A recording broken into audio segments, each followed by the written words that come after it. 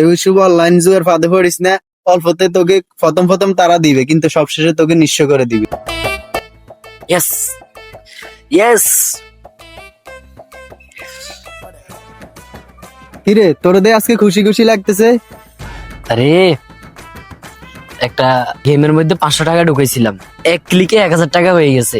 এত কষ্ট করে কি আর কাজ করা লাগে? কি বলিস?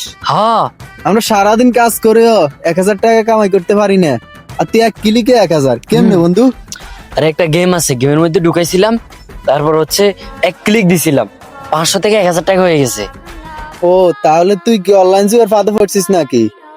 হ্যাঁ, আরে বন্ধু, এক সময় আমি অনলাইন জুয়া খেলতাম জানিস।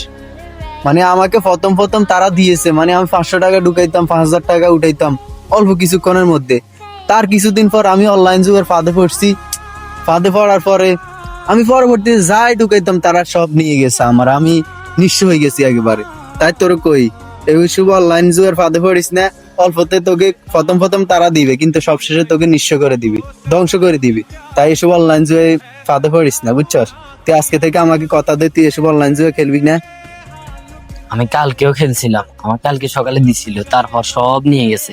আজকে সকালেও দিছিল, না, কিন্তু তারা কখনোই দিবে না। তারা প্রথম প্রথম লোভ দেখানোর জন্য দিবে, তারপর ধ্বংস করে দিবে, নিঃস্ব করে দিবে। আমার আজকে সকালে অনেক টাকা দিছিল, কিন্তু পরবর্তীতে আমার যতগুলা ছিল ঘরে অনেক কিছু তুই যে ছিল। এটা শুধু খেলতে মন চাইবে, মানে তুই যদি একবার খেলিস তাহলে এটা শুধু তোর খেলতে মন চাইবে, এটা একটা নেশা হয়ে যাবে। তাই তুই আর খেলিস না, সুন্দর মতো কাজ কর, এটাই ভালো হবে। অল্প টাকাতে তোর অনেক বরকত হবে। এসব অনলাইন জুয়ে তুই কিছু করতে পারবি, ঠিক আছে? আমার সকালে অনেক টাকা দিছিল, তারপরে ঘরের যত কিছু ছিল বেশি খেলছিলাম, মনে করছিলাম দিব, তারপর দেন আমার সবকিছু নিয়ে গেছে। না না, এসব খেলা যাইতো না।